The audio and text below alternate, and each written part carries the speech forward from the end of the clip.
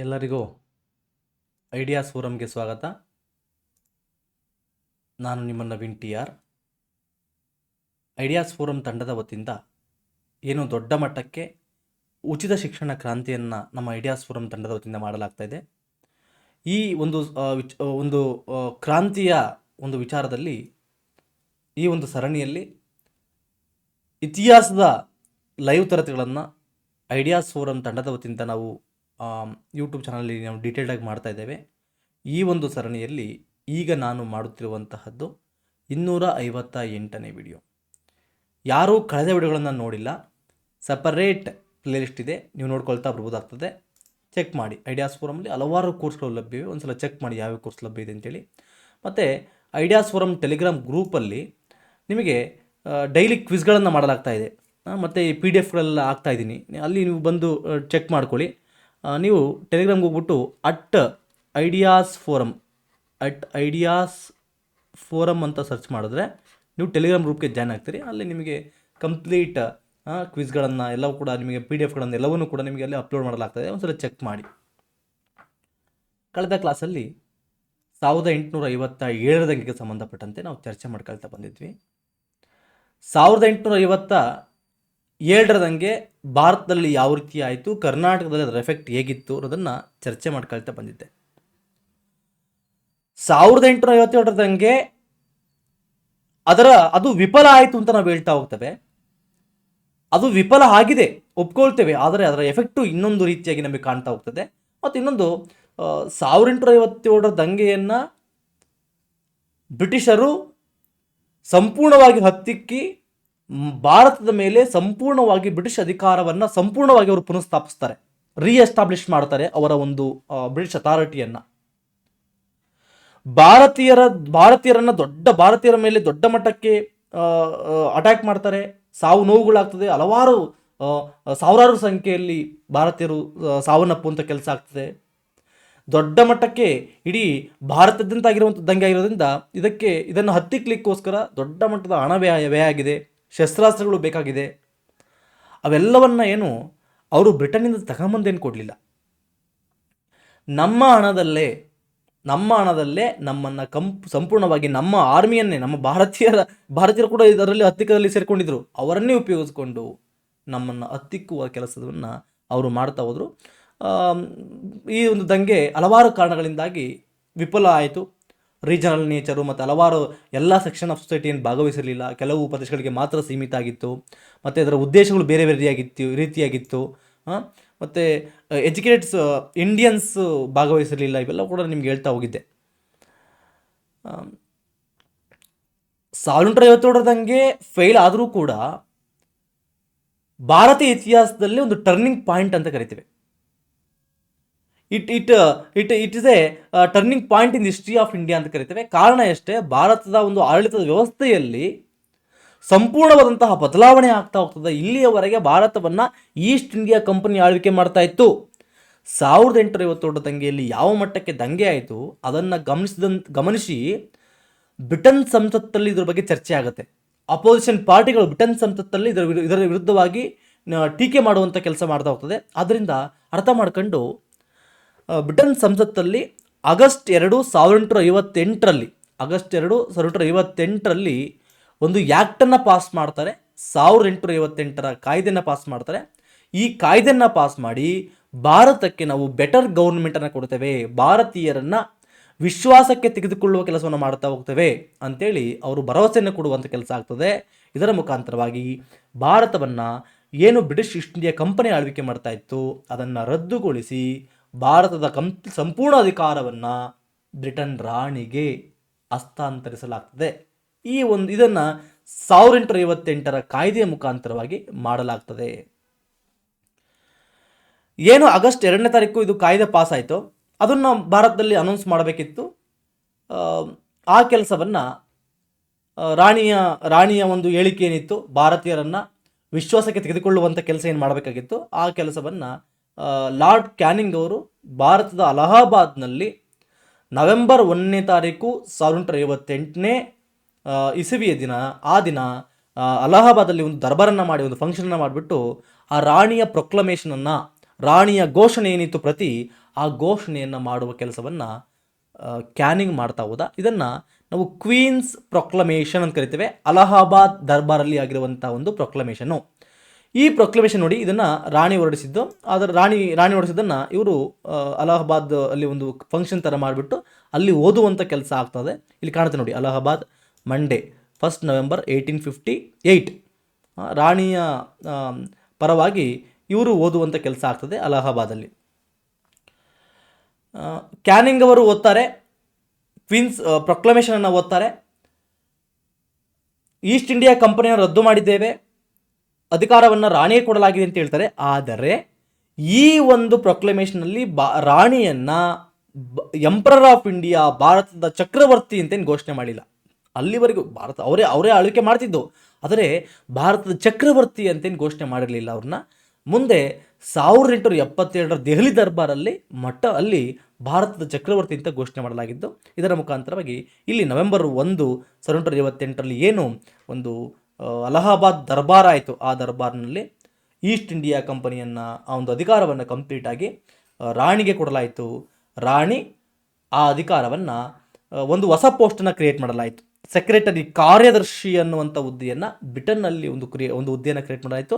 ಆ ಕಾರ್ಯದರ್ಶಿಯ ಮುಖಾಂತರವಾಗಿ ಭಾರತವನ್ನು ಆಳ್ವಿಕೆ ಮಾಡುವಂಥ ಕೆಲಸವನ್ನು ಇವರು ಮಾಡ್ತಾ ಹೋದರು. ಒಂದು ಕಂಪ್ಲೀಟ್ಲಿ ಆಡಳಿತ ಸಿಸ್ಟಮೇ ಚೇಂಜ್ ಆಯಿತು ಇದರ ಮುಖಾಂತರವಾಗಿ. ಈ ಕ್ವೀನ್ ವಿಕ್ಟೋರಿಯಾ ಪ್ರೊಕ್ಲಮೇಷನನ್ನು, ಘೋಷಣೆಯನ್ನು ಭಾರತೀಯ ಜನರ ಮ್ಯಾಗ್ನಾ ಕಾರ್ಟಾ ಅಂತ ಕರೀತಾರೆ. ಬಿಕಾಸ್ ಹಲವಾರು ಬದಲಾವಣೆಗಳಾಗಿವೆ. ಈಸ್ಟ್ ಇಂಡಿಯಾ ಕಂಪನಿ ರದ್ದಾಗಿದೆ, ಈಗ ಕಂಪ್ಲೀಟ್ ರಾಣಿಗೆ ಅದರ ಕಂಟ್ರೋಲ್ ಹೋಗಿದೆ. ಅದರಿಂದ ಈ ಕ್ವೀನ್ ವಿಕ್ಟೋರಿಯಾ ಪ್ರೊಕ್ಲಮೇಷನನ್ನು Magna Carta of Indian people ಅಂತ ಕರೆಯಲಾಗ್ತದೆ. ಈ ಒಂದು ಪ್ರೊಕ್ಲಮೇಷನಲ್ಲಿ ಏನಪ್ಪ ಓದಿದ್ರು ಅಂದರೆ ಇದನ್ನೇ ಓದಿದ್ರು. ನಾವು ಇನ್ನೇನಿಂದ ಯಾವುದೇ ವಿಸ್ತರಣೆಗಳನ್ನು ಮಾಡಲ್ಲ, ವಿಸ್ತರಣೆ ಏನು ಎಕ್ಸ್ಪೆನ್ಷನಿಸ್ಟ್ ಪಾಲಿಸಿಗಳನ್ನು ಮಾಡ್ತಾ ಇದ್ವಿ. ಡಾಕ್ಟ್ರಿನ್ ಆಫ್ ಲ್ಯಾಬ್ಸ್, ದತ್ತು ಮಕ್ಕಳಿಗೆ ಹಕ್ಕಿನ ನೀತಿ, ಇವೆಲ್ಲ ವಾಪಸ್ ತಗೊಳ್ತೀವಿ.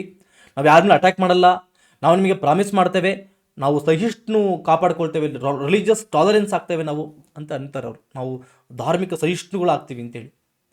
ಆದರೆ ಹೇಳ್ತಾರಷ್ಟೇ. ಮುಂದೆ ಒಡೆದಾಳುವ ನೀತಿ ಅಂತ ಇರ್ತಾರೆ. ಏನು 1957 ದಂಗೆಯಲ್ಲಿ ಹಿಂದೂ ಮತ್ತು ಮುಸ್ಲಿಮರು ಒಗ್ಗಟ್ಟಾಗಿ, ಕೆಲವು ಪ್ರದೇಶದಲ್ಲಿ ಒಗ್ಗಟ್ಟಾಗಿ ಅವರು ಹೋರಾಟವನ್ನು ಮಾಡಿದ್ರು. ಅದನ್ನು ಗಮನಿಸಿದಂತಹ ಬ್ರಿಟಿಷರು ಏನು ಮಾಡ್ತಾರೆ, ಹಿಂದೂ ಮತ್ತು ಮುಸ್ಲಿಮರು ಈ ದೇಶದಲ್ಲಿ ಒಂದಾದರೆ ನಮಗೆ ಆಳ್ವಿಕೆ ಮಾಡಲಿಕ್ಕೆ ಕಷ್ಟ ಆಗತ್ತೆ ಅಂತೇಳಿ ಏನಾದರೂ ಮಾಡಿ ಹಿಂದೂ ಮುಸ್ಲಿಮರನ್ನ ಹೊಡಿಲೇಬೇಕು ಅಂತೇಳಿ ಪ್ಲ್ಯಾನಿಂಗ್ ಹಾಕೊಂಡು ಅವರು ಮುಂದೆ ಹಿಂದೂ ಮುಸ್ಲಿಮ್ಗಳನ್ನು ಸಪ್ರೇಟ್ ಮಾಡುವಂಥದ್ದು, ಅವರಿಗೆ ಸಪ್ರೇಟ್ ಕೋಮು ಪ್ರಾತಿನಿಧ್ಯ ಕೊಡುವಂತಹದ್ದು, ಮುಸ್ಲಿಂ ಲೀಗ್ಗಳನ್ನು ಸ್ಥಾಪನೆ ಮಾಡೋದಕ್ಕೆ ಅವಕಾಶ ಮಾಡಿಕೊಟ್ಟಿದ್ದು, ಇವೆಲ್ಲ ಮಾಡಿಕೊಡ್ತಾ ಹೋಗ್ತಾರೆ. ಭಾರತೀಯರನ್ನು ಒಡೆದು ಮಾಡ್ತಾರೆ. ಕೊನೆಗೆ ಭಾರತವನ್ನೇ ಡಿವೈಡ್ ಮಾಡಿ ಭಾರತ ಪಾಕಿಸ್ತಾನ ಅಂತ ಕ್ರಿಯೇಟ್ ಮಾಡಿ ಕೂಡ ಹೋಗ್ತಾರೆ. ಆದರೆ ಅದೇನೇ ಇರಲಿ, ಅದ್ರ ಬಗ್ಗೆ ಚರ್ಚೆ ಮಾಡ್ಕೊಳ್ತಾ ಹೋಗೋಣ, ಅದ್ರ ಬಗ್ಗೆ ನೋಡ್ಕೊಳ್ತಾ ಹೋಗೋಣ ಡೀಟೇಲ್ಡಾಗಿ. ಇವರು 858 ಒಂದು ಕ್ವೀನ್ ಪ್ರೊಕ್ಲಮೇಷನಲ್ಲಿ ಇದನ್ನು ಓದ್ತಾರೆ. ನಾವು ಧಾರ್ಮಿಕ ಸಹಿಷ್ಣುತೆಯನ್ನು ಕಾಪಾಡ್ಕೊಳ್ತೇವೆ, ಮತ್ತು ಕಂಪನಿ ಏನೇನು ಒಪ್ಪಂದಗಳನ್ನು ಭಾರತೀಯ ರಾಜರೊಂದಿಗೆ, ಪ್ರಿನ್ಸ್ಲಿ ಸ್ಟೇಟ್ಸ್ಗಳೊಂದಿಗೆ ಮಾಡಿಕೊಂಡಿದೆ ಅದನ್ನು ನಾವು ಅನುಮೋದನೆ ಮಾಡ್ತೇವೆ. ಅವರ ಹಕ್ಕುಗಳು, ಘನತೆ ಮತ್ತು ಗೌರವವನ್ನು ನಾವು ಗೌರವಿಸ್ತೇವೆ ಅಂತ ಹೇಳ್ತಾರೆ. ಮತ್ತು ತನ್ನ ಎಲ್ಲ ಪ್ರಜೆಗಳನ್ನು, ಭಾರತೀಯರನ್ನು ನಾವು ಸಮಾನವಾಗಿ ನೋಡ್ತೇವೆ ಅಂತೇಳಿ ಪ್ರತಿಜ್ಞೆಯನ್ನು ಮಾಡ್ತಾರೆ. ಮತ್ತು ಕಾನೂನಿನ ಸಮಾನ, ಎಲ್ಲರಿಗೂ ಒಂದು ಮತ್ತು ನಿಷ್ಪಕ್ಷಪಾತ ರಕ್ಷಣೆಯನ್ನು ಕೊಡ್ತೇವೆ, ಎಲ್ಲರಿಗೂ ಈಕ್ವಲ್ ರಕ್ಷಣೆ ಇರ್ತದೆ ಅಂಥೇಳಿ ಅವತ್ತಿನ ಇದರಲ್ಲಿ ಅನೌನ್ಸ್ ಮಾಡುವ ಕೆಲಸವನ್ನು ಮಾಡ್ತಾ ಹೋಗ್ತಾರೆ. ಇದನ್ನು ಜಾರಿಗೆ ಎಷ್ಟು ಮಟ್ಟಿಗೆ ಜಾರಿಗೆ ಬಂತು ಅಂತ ಸೆಕೆಂಡ್ರಿ.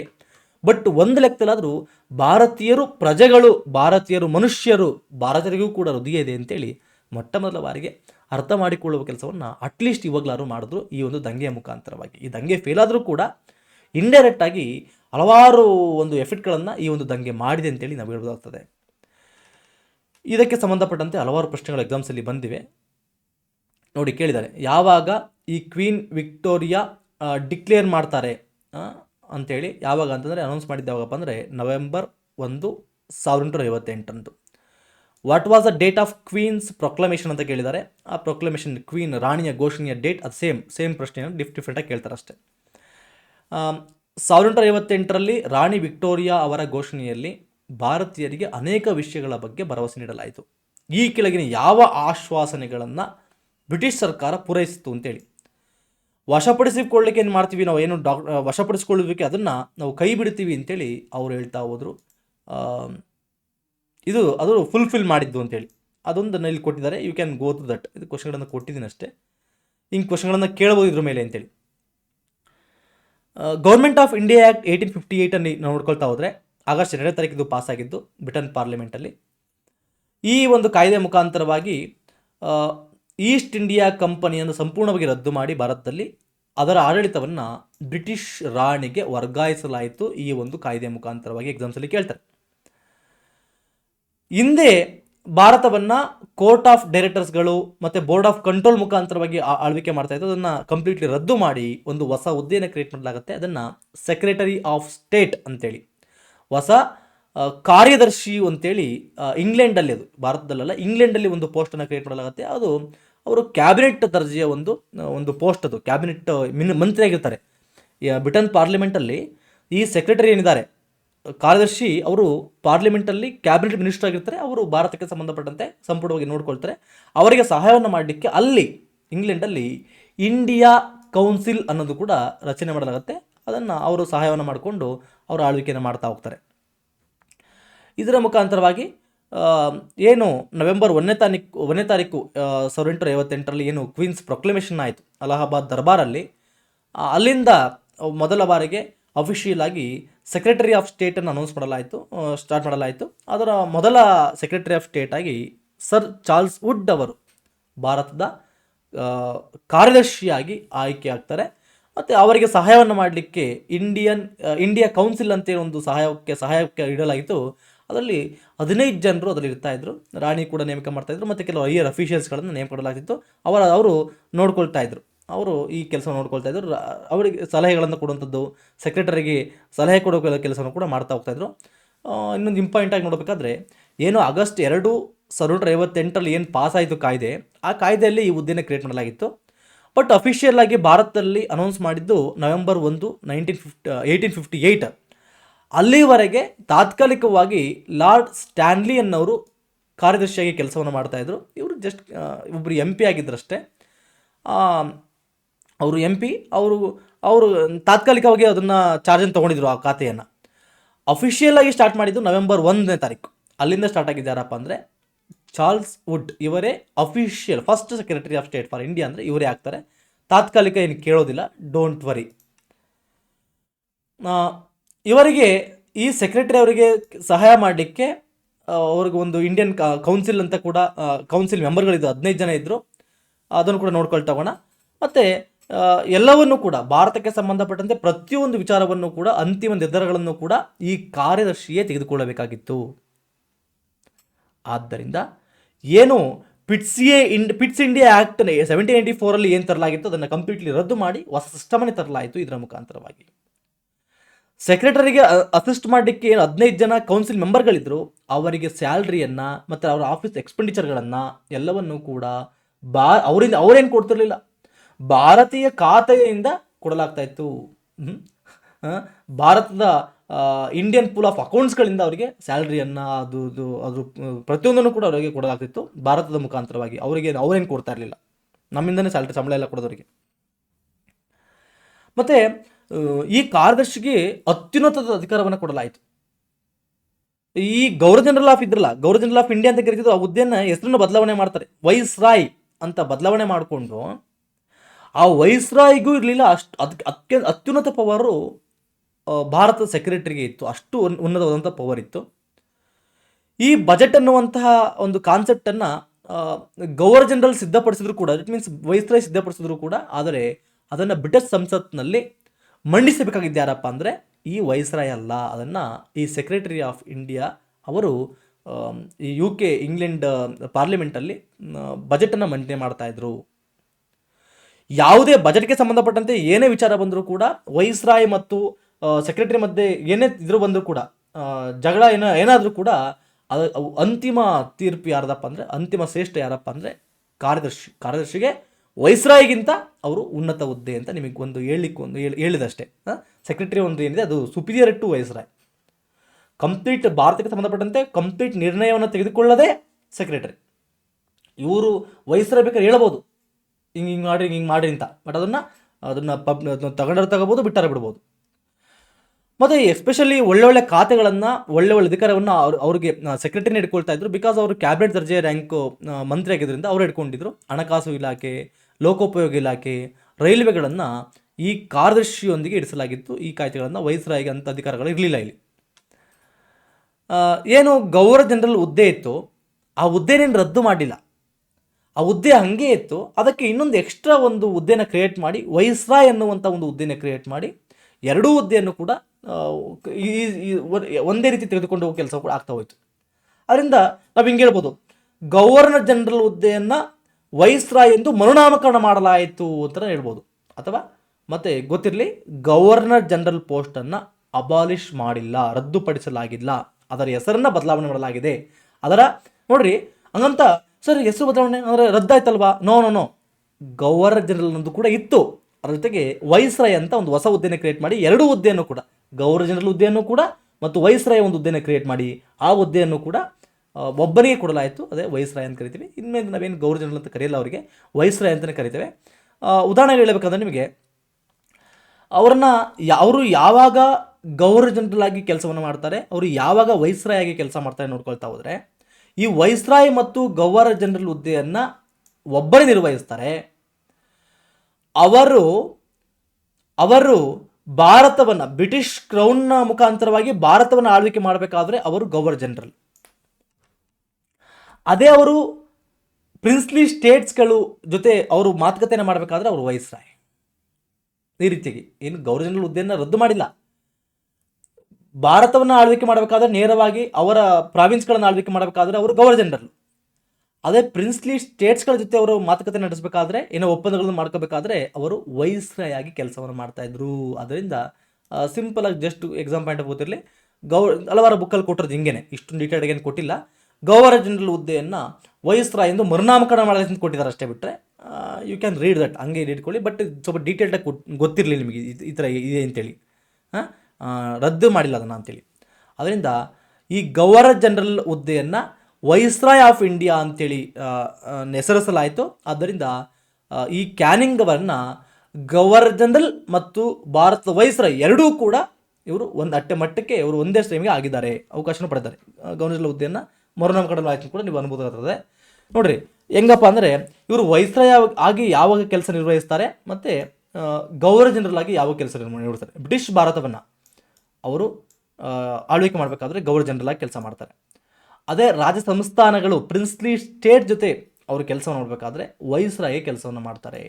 ಯೂಶಲಿ ಹಲವಾರು ಬುಕ್ಗಳಲ್ಲಿ ಸಿಂಪಲ್ ಆಗಿ ನಾವು ಅರ್ಥ ಮಾಡ್ಕೊಳ್ಳೋದು ಇಷ್ಟೇ, ಗವರ್ನರ್ ಜನರಲ್ ಆಫ್ ಇಂಡಿಯಾ ಹುದ್ದೆಯನ್ನು ಮರುನಾಮಕರಣ ಮಾಡೋದಂತ ನೆನಪಿಟ್ಕೊಂಡಿರಿ. ಬಟ್ ಸ್ವಲ್ಪ ಡೀಟೇಲ್ಡಾಗಿ ಓದಬೇಕಾದ್ರೆ ಇದು ನಿಮಗೆ ಗೊತ್ತಿರಲಿ ಅಷ್ಟೇ. ಇಷ್ಟೊಂದು ಡೀಟೇಲ್ಡಾಗಿ ಏನು ಬೇಡ, ಬಟ್ ಆದರೂ ನಿಮಗೆ ಹೇಳಿದ್ದೀನಿ, ಇದು ಗೊತ್ತಿರಲಿ ನಿಮಗೆ. ಅದರಿಂದ ಲಾರ್ಡ್ ಕ್ಯಾನಿಂಗ್ ಅವರನ್ನು ಮೊದಲ ಗವರ್ನರ್ ಜನರಲ್ ಕಮ್ ವೈಸ್ರಾಯ್ ಆಗಿ ಕೆಲಸವನ್ನು ಮಾಡಿದಂತಹ ಮೊದಲ ಗವರ್ನರ್ ಜನರಲ್ ಕಮ್ ವೈಸ್ರಾಯ್ ಯಾರಪ್ಪ ಅಂದರೆ ಕ್ಯಾನಿಂಗ್. ಯೂಶಲಿ ಹಿಂಗೆ ಕೇಳ್ತಾರೆ, ಮೊದಲ ವೈಸ್ರಾಯ್ ಯಾರು ಅಂತ ಕೇಳಿದ್ರು ಕೂಡ ಕ್ಯಾನಿಂಗ್ ಆಗ್ತಾರೆ. ಇಷ್ಟು ಇಂಪಾರ್ಟೆಂಟ್. ಈಗ ಭಾರತವನ್ನು ಹೇಗೆ ಆಳ್ವಿಕೆ ಮಾಡೋದು, ಮೊದಲಿಗೆ ಈಸ್ಟ್ ಇಂಡಿಯಾ ಕಂಪನಿ ನೋಡ್ಕೊಳ್ತಾ ಇತ್ತು. ಈಗ ಹೆಂಗಪ್ಪ ಅಂದರೆ ಮೇಯ್ನಾಗಿ ಕಂಪ್ಲೀಟ್ ಆಳ್ವಿಕೆಯನ್ನು ಬ್ರಿಟನ್ ರಾಣಿಗೆ ಕೊಡಲಾಯಿತು. ಬ್ರಿಟನ್ ರಾಣಿ ಅವರ ಕೆಳಗಡೆ secretary of States for India ಅನ್ನುವಂಥ ಹುದ್ದೆನ ಕ್ರಿಯೇಟ್ ಮಾಡಲಾಯಿತು. ಅವರು ಇಂಗ್ಲೆಂಡ್ ಪಾರ್ಲಿಮೆಂಟ್ನಲ್ಲಿ MP ಆಗಿರ್ತಿದ್ರು ಮತ್ತು ಕ್ಯಾಬಿನೆಟ್ ದರ್ಜೆಯ ಒಂದು ಮಂತ್ರಿ ಆಗಿರ್ತಿದ್ರು. ಅವರಿಗೆ ಸಹಾಯವನ್ನು ಮಾಡಲಿಕ್ಕೆ ಇಂಗ್ಲೆಂಡಲ್ಲಿ ಇಂಡಿಯಾ ಕೌನ್ಸಿಲ್ ಇರ್ತಾ ಇತ್ತು.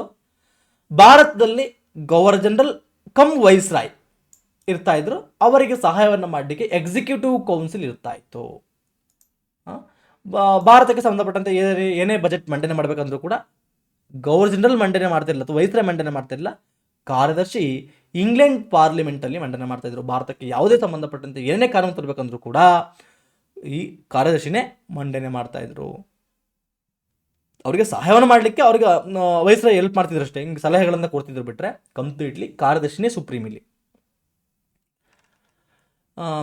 ಇಲ್ಲಿ ಇಂಡಿಯಾ ಕೌನ್ಸಿಲಲ್ಲಿ ರಾಣಿಯಿಂದ ನೇಮಕ ಆದವರು ಇರ್ತಿದ್ರು. ಮತ್ತು ಬ್ರಿಟಿಷ್ ಈಸ್ಟ್ ಇಂಡಿಯಾ ಕಂಪನಿಯಿಂದ ನೇಮಕ ಆಗಿರೋರು ಕೂಡ ಅಲ್ಲಿ ಇರ್ತಾಯಿದ್ರು ಕೆಲಸವನ್ನು ಸಹಾಯ ಮಾಡಲಿಕ್ಕೆ ಸೆಕ್ರೆಟರಿಗೆ. ಭಾರತದಲ್ಲಿ ವೈಸ್ರಾಯ್ಗೆ ಸಹಾಯ ಮಾಡಲಿಕ್ಕೆ ಎಕ್ಸಿಕ್ಯೂಟಿವ್ ಕೌನ್ಸಿಲ್ ಇರ್ತಾ ಇತ್ತು. ಉನ್ನತ ಅಧಿಕಾರಿಗಳು ಅದರಲ್ಲಿ ಕೆಲಸವನ್ನು ಮಾಡ್ತಾಯಿದ್ರು. ಇಷ್ಟು ಗೊತ್ತಿರಲಿ. ಇದಕ್ಕೆ ಸಂಬಂಧಪಟ್ಟಂತೆ ಪ್ರಶ್ನೆಗಳನ್ನು ಕೇಳಿದ ನೋಡಿ, ಈ ಕೆಳಗಿನ ಯಾವ ಕಾಯ್ದೆಯಲ್ಲಿ ಭಾರತದಲ್ಲಿ ಆಡಳಿತದ ಪ್ರಾದೇಶಿಕ ವಿಭಜನೆಯನ್ನು ಮಾಡಲಾಗಿದೆ ಅಂದರೆ ಈ ಒಂದು 858ರ ಕಾಯ್ದೆಯಲ್ಲಿ. ಬ್ರಿಟಿಷ್ ಈಸ್ಟ್ ಇಂಡಿಯಾ ಕಂಪನಿಯಿಂದ ಭಾರತದಲ್ಲಿ ಬ್ರಿಟಿಷ್ ಕ್ರೌನ್ಗೆ, ಬ್ರಿಟಿಷ್ ರಾಣಿಗೆ ಅಧಿಕಾರವನ್ನು ವರ್ಗಾಯಿಸಿದಂಥ ಕಾಯ್ದೆ ಯಾವುದಪ್ಪ ಅಂದರೆ 1858ರ ಗೌರ್ಮೆಂಟ್ ಆಫ್ ಇಂಡಿಯಾ ಕಾಯ್ದೆ. ಇನ್ನೊಂದು ಪ್ರಶ್ನೆ, ಕೆಳಗಿನವುಗಳಲ್ಲಿ ಯಾವುದು ಭಾರತದ ಕಾರ್ಯದರ್ಶಿಗೆ ಭಾರತ ಸರ್ಕಾರದ ಮೇಲೆ ಸರ್ವೋಚ್ಚ ನಿಯಂತ್ರಣವನ್ನು ಕೊಟ್ಟಿತ್ತು ಅಂದರೆ ಅದು ಈ ಒಂದು ಕಾಯ್ದೆ 1858ರ ಕಾಯ್ದೆ. ಇದು ನಿಮಗೆ ಗೊತ್ತಿರಲಿ.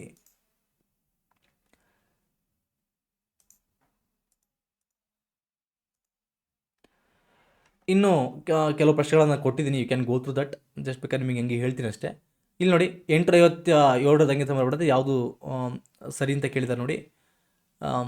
The administration of India and the Indian territories was transfer to the crown. ರಾಣಿಗೆ ಟ್ರಾನ್ಸ್ಫರ್ ಆಯಿತು ಭಾರತದ ಆಳ್ವಿಕೆ. ಈಸ್ಟ್ ಇಂಡಿಯಾ ಕಂಪನಿ ಆಳ್ವಿಕೆ ಅಬಾಲಿಷ್ ಆಗಿದೆ, ಹೌದು, ಎಂಡ್ ಆಯಿತು. ಮತ್ತು the governor general of India was to be known as viceroy of India, ಹೌದು, ಗವರ್ನರ್ ಆಫ್ ಇಂಡಿಯಾ ಹುದ್ದೆಯನ್ನು ವೈಸ್ರಾಯ್ ಅಂತ ಮರುನಾಮಕರಣಲಾಯಿತು. ಮತ್ತು ಸೆಕ್ರೆಟರಿ ಆಫ್ ಸ್ಟೇಟನ್ನು ಒಂದು ಹೊಸ ಹುದ್ದೆಯನ್ನು ಕ್ರಿಯೇಟ್ ಮಾಡಲಾಯಿತು, ಅದು ಕೂಡ ಕರೆಕ್ಟ್ ಇದೆ. ಮತ್ತು ಇದು ರಾಂಗ್ ಇದೆ, ಆಪ್ಷನ್ 4 ರಾಂಗ್ ಇದೆ. Share between East India Company ಪಾತ್ರವೇ ಇಲ್ಲ ಇಲ್ಲಿ ಏನಿದೆ, ಈಸ್ಟ್ ಇಂಡಿಯಾ ಕಂಪನಿ ಮತ್ತು ರಾಣಿಗೆ ಮಧ್ಯೆ ಆಡಳಿತದಲ್ಲಿ ಇದು ಶೇರ್ ಆಗಿದೆ ಅಂತ ಹೇಳಿದ್ರೆ, ವಿಭಜನೆ ಮಾಡಲಾಗಿದೆ, ಆಳ್ವಿಕೆಯನ್ನು ಅಧಿಕಾರವನ್ನು ಹಂಚಿಕೆ ಮಾಡಲಾಗಿದೆ ಅಂತೇಳಿ. No, that is wrong. ಹಾಗಾಗಿ 1, 2, 3 ಕರೆಕ್ಟ್ ಆಗ್ತದೆ ಅಂತೇಳಿ, ಆಪ್ಷನ್ ಬಿ. ಇನ್ನೊಂದು ಪ್ರಶ್ನೆ ಕೇಳಿದೆ ನೋಡಿರಿ. The government of India act of 1858 transferred the governance of India from the East India Company to the crown. ಹೌದು, ಕರೆಕ್ಟ್ ಇದೆ. ಈಸ್ಟ್ ಇಂಡಿಯಾ ಕಂಪನಿಯಿಂದ ರಾಣಿಗೆ ವರ್ಗಾವಣೆ ಮಾಡಲಾಯಿತು ಅಧಿಕಾರವನ್ನು. ಈಸ್ಟ್ ಇಂಡಿಯಾ ಕಂಪನಿ ರೀಸನ್ನು, ಈಸ್ಟ್ ಇಂಡಿಯಾ ಕಂಪನಿಯು ಭಾರತವನ್ನು ಇನ್ನು ಮುಂದೆ ಆಡಳಿತ ನಡೆಸಲು ಇಷ್ಟವಿಲ್ಲ. ಅದಕ್ಕೆ ಇಷ್ಟ ಇರಲಿಲ್ಲ ಅಂತಲ್ಲ, ಅದಕ್ಕೆ ಇನ್ನೂ ನಡೆಸ್ತಾ ಇತ್ತು. ಯಾವಾಗ 857 ದಂಗೆ ಆಯ್ತಲ್ವ, ಅದರಿಂದ ಬ್ರಿಟನ್ ಗೌರ್ಮೆಂಟಲ್ಲಿ ಪಾರ್ಲಿಮೆಂಟಲ್ಲಿ ಇದು ಚರ್ಚೆ ಆಗಿಬಿಟ್ಟು ಬೇಡ, ಈಸ್ಟ್ ಇಂಡಿಯಾ ಕಂಪನಿ ಸವಾಸನೆ ಬೇಡ ಅಂತೇಳಿ ಬ್ರಿಟನ್ ರಾಣಿಗೆ ಕೊಡಲಾಯಿತು. ಬಿಕಾಸು ಭಾರತೀಯರ ಒಂದು ಮನವನ್ನು ಗೆಲ್ಲಬೇಕಿತ್ತು, ಹೃದಯವನ್ನು ಗೆಲ್ಲಬೇಕಿತ್ತು. ಹಾಗಾಗಿ ಈಸ್ಟ್ ಇಂಡಿಯಾ ಕಂಪನಿಯನ್ನು ಅವರು ರದ್ದು ಮಾಡುವಂಥ ಕೆಲಸವನ್ನು ಮಾಡ್ತಾ ಹೋದರು. 1857 ದಂಗೆಯಲ್ಲಿ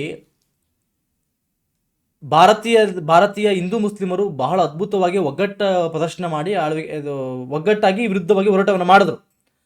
ಅದನ್ನು ಗಮನಿಸಿದಂತಹ ಬ್ರಿಟಿಷರು ಏನು ಮಾಡಿದ್ರು, ಹೇಳಿದ್ರು ನಾವು ಧರ್ಮ ಸಹಿಷ್ಣುಗಳಾಗಿರ್ತೀವಿ ಹಂಗೆ ಅಂತ ಹೇಳಿದ್ರು ಕೂಡ ಇಲ್ಲಿಂದ ಅವ್ರಿಗೆ ಅರ್ಥ ಮಾಡ್ಕೊಂಡು ಭಾರತದಲ್ಲಿ ಏನಾದರೂ ಮಾಡಿ ಒಡೆದೊಳುವಂಥ ನೀತಿಯನ್ನು ತರಲೇಬೇಕು ಅಂತೇಳಿ ಅದೃಶ್ಯವಾಗಿ ತರ್ತಾ ಹೋದ್ರು. ಸ್ಟಾರ್ಟಿಂಗು ಹಿಂದೂ ಮುಸ್ಲಿಮರನ್ನು ಸಪ್ರೇಟ್ ಮಾಡುವಂಥ ಕೆಲಸನ ಮಾಡ್ತಾ ಹೋದ್ರು. ಮುಂದೆ ಹೋಗ್ತಾ ಮುಸ್ಲಿಮರನ್ನು ಹಿಂದೂಗಳ ವಿರುದ್ಧವಾಗಿ ಎತ್ತಿಕಟ್ಟುವ ಕೆಲಸವನ್ನು ಕೂಡ ಮಾಡ್ತಾ ಹೋದರು. ಅದನ್ನು ಅದ್ಭುತವಾಗಿ ಬಂಗಾಳದ ವಿಭಜನೆ ಮಾಡುವ ಮುಖಾಂತರವಾಗಿರ್ಬೋದು, ಮತ್ತು ಮುಸ್ಲಿಮರಿಗೆ ಮುಸ್ಲಿಂ ಲೀಗ್ಗಳನ್ನು ಸ್ಥಾಪನೆ ಮಾಡಿ ಏನು ಸಪ್ರೇಟ್ ಕೋಮು ಪ್ರಾತಿನಿಧ್ಯ ಕೊಡುವ ಕೆಲಸವನ್ನು ಕೂಡ ಮಾಡ್ತಾ ಹೋದ್ರು. ಈ ರೀತಿಯಾಗಿ ಮತ್ತು ಪಾಕಿಸ್ತಾನನೇ ಕ್ರಿಯೇಟ್ ಮಾಡಿಬಿಟ್ರು. ಹೀಗೆ ಹಿಂದೂ ಮತ್ತು ಮುಸಲ್ಮಾನರನ್ನು ಸಪ್ರೇಟ್ ಮಾಡುವಂಥ ಕೆಲಸವನ್ನು ಅವರು ಅಚ್ಚುಕಟ್ಟಾಗಿ ಮಾಡ್ತಾ ಹೋದರು. ಮತ್ತು ಇಂಡಿಯನ್ ಆರ್ಮಿಯಲ್ಲಿ ಹಲವಾರು ಬದಲಾವಣೆಗಳನ್ನು ಮಾಡಲಾಯಿತು. ಯಾರ್ಯಾರು 1857 ದಂಗೆಯಲ್ಲಿ ಭಾಗವಹಿಸಿದ್ರಲ್ಲ ಅವ್ರು ಯಾರನ್ನೂ ಅವರ ಸಂಖ್ಯೆಯನ್ನು ಭಾರತೀಯ ಆರ್ಮಿಯಲ್ಲಿ ಸೇನೆಯಲ್ಲಿ ಇಳಿಸುವಂಥ ಕೆಲಸವನ್ನು ಮಾಡ್ತಾವ್ರು ಮುಂದೆ ಅವರು ದಂಗೆ ಆದರೆ. ಮತ್ತು ಮೊದಲಿಗೆ ಭಾರತೀಯ ಆರ್ಮಿಯಲ್ಲಿ ಭಾರತೀಯರ ಸಂಖ್ಯೆ ಜಾಸ್ತಿ ಇತ್ತು, ಯುರೋಪಿಯನ್ರ ಸಂಖ್ಯೆ ಬಹಳ ಕಡಿಮೆ ಇತ್ತು. ಯಾವಾಗ ಈ ಸಿಪಾಯಿ ದಂಗೆ ಆಯಿತು ಅದನ್ನು ಗಮನಿಸಿದಂತಹ ಬ್ರಿಟಿಷರು ಏನು ಮಾಡಿದ್ರು, ಭಾರತೀಯರ ಸಂಖ್ಯೆಯನ್ನು ಕಡಿಮೆ ಮಾಡಬೇಕು, ಬ್ರಿಟನ್ ಆರ್ಮಿಯವರನ್ನು ಜಾಸ್ತಿ ಮಾಡಬೇಕು ಅಂತೇಳಿ ಯೋಚನೆ ಮಾಡಿಕೊಂಡು ಮಾಡಬೇಕು ಅಂತೇಳಿ ಸ್ವಲ್ಪ ಚೇಂಜಸ್ಗಳನ್ನು ಮಾಡ್ತಾ ಹೋದ್ರು ಆರ್ಮಿಯಲ್ಲಿ. ಅದರಿಂದ ಆರ್ಮಿಯನ್ನು ಪ್ರಾದೇಶಿಕ, ಜನಾಂಗೀಯ ಮತ್ತು ಕೋಮು ಆಧಾರದ ಮೇಲೆ ಸೈನ್ಯವನ್ನು ವಿಭಜನೆ ಮಾಡ್ತಾ ಹೋದ್ರು. ಇವ್ರಿಗೆ ಯಾರ್ಯಾರು ಸಪೋರ್ಟ್ ಮಾಡಿದ್ರು 857 ದಂಗೆಯಲ್ಲಿ ಅವರನ್ನು ಜಾಸ್ತಿ ರಿಕ್ರೂಟ್ ಮಾಡ್ಕೊಳ್ತಾ ಹೋದ್ರು. ಯಾರ್ಯಾರು ವಿರುದ್ಧವಾಗಿ ದಂಗೆ ಇದ್ರು ಅವರನ್ನು ದೂರ ಇಡ್ತಾ ಹೋದ್ರು, ಆರ್ಮಿಯಿಂದ ತೆಗೆದುಹಾಕೋ ಕೆಲಸವನ್ನು ಮಾಡ್ತಾ ಹೋದ್ರು. ಮತ್ತು ಭಾರತೀಯರ ಸಂಖ್ಯೆಯನ್ನು ಆರ್ಮಿಯಲ್ಲಿ ಕಡಿಮೆ ಮಾಡಿ, ಡಿಪೆಂಡೆನ್ಸಿಯನ್ನು ಕಡಿಮೆ ಮಾಡಿ ಅವರ ಸಂಖ್ಯೆಯನ್ನು ಜಾಸ್ತಿ ಮಾಡ್ತಾ ಹೋದ್ರು. ಯುರೋಪಿಯನ್ನರ ಒಂದು ಆರ್ಮಿಯ ಗಾತ್ರದ ಸಂಖ್ಯೆಯನ್ನು ಜಾಸ್ತಿ ಮಾಡ್ಕೊಳ್ತಾ ಹೋದ್ರು. ಮತ್ತು ಎಸ್ಪೆಷಲಿ ಈ ಪಂಜಾಬು, ನೇಪಾಳ, ವಾಯುವ್ಯ ಗಡಿ ಭಾಗದಲ್ಲಿ ಏನು ಅವರು 857 ದಂಗೆಯಲ್ಲಿ ಭಾಗವಹಿಸಿರಲಿಲ್ಲ. ಸಿಖ್ಖರು, ರಜಪೂತರು, ನೇಪಾಳಿಯನ್ಸು, ಮದ್ರಾಸಿಗಳು ಇವರು ಭಾಗವಹಿಸಿರಲಿಲ್ಲ. ಅವರು ನಿಷ್ಠೆನ ತೋರಿದ್ರು ಬ್ರಿಟಿಷರಿಗೆ ಆ ಟೈಮಲ್ಲಿ. ಹಾಗಾಗಿ ಅವರ ಸಂಖ್ಯೆಯನ್ನು ಜಾಸ್ತಿ ಮಾಡ್ತಾ ಹೋದರು. ಯಾರ್ಯಾರಿಗೆ ನಿಷ್ಠೆನ ತೋರಿದ್ರು ಅವ್ರನ್ನ ಜಾಸ್ತಿ ಮಾಡುವ ಕೆಲಸನೂ ಕೂಡ ಮಾಡ್ತಾ ಹೋದರು ಈ ಟೈಮಲ್ಲಿ. ಮತ್ತು ಆರ್ಮಿಯಲ್ಲಿ ಸಂಖ್ಯೆಯನ್ನು 2:1ಗೆ ಇಬ್ಬರು ಭಾರತೀಯರಿದ್ದರೆ ಕಂಪಲ್ಸರಿ ಒಬ್ಬನಾರು ಯುರೋಪಿಯನ್ ಇರಬೇಕು ಅಂತೇಳಿ ಅವರು ಈ ರೇಷಿಯೋ ಮೇಂಟೈನ್ ಮಾಡ್ತಿದ್ರು. ಬಟ್ ಎಲ್ಲ ಕಡೆ ಇದನ್ನು ಮೇಂಟೈನ್ ಮಾಡಿಲ್ಲ. ಆಲ್ಮೋಸ್ಟು ಇಂಪಾರ್ಟೆಂಟ್ ಪ್ಲೇಸ್ಗಳ ಕಡೆ ಈ ಥರ ಮೇಂಟೈನ್ ಮಾಡಿದ್ರು. ಮದ್ರಾಸ್ ಪ್ರೆಸಿಡೆನ್ಸಿಲಿ ಮಾತ್ರ ಈ ಸಮಸ್ಯೆ ಇದೆ. ಯಾಕಂದ್ರೆ ಮದ್ರಾಸ್ ಪ್ರೆಸಿಡೆನ್ಸಿಲಿ ಅವರಿಗೆ ಬೇಕಾಗಿರೋರೇ ಸಪೋರ್ಟರ್ಸೇ ಇದ್ದಿದ್ರು. ಹಂಗಾಗಿ ಅಲ್ಲಿ 3 ಭಾರತೀಯರಿಗೆ ಒಬ್ಬ ಬ್ರಿಟಿಷರನ್ನು ಹಾಕಲಾಗ್ತಿತ್ತು ಆರ್ಮಿಯಲ್ಲಿ, ಅಷ್ಟು ಮೇಂಟೈನ್ ಮಾಡಲಾಗ್ತಿತ್ತು. ಬಿಕಾಸ್ ಅಂಥದ್ದು ರಿವೋಲ್ಟ್ ಏನು ಆಗ್ತಿರಲಿಲ್ಲ ಮದ್ರಾಸ್ ಪ್ರೆಸಿಡೆನ್ಸಿಲಿ. ಆದರೆ ಬೇರೆ ಕಡೆ 2:1 ರೇಷನ್ನ ಇಟ್ಕೊಂಡಿದ್ರು.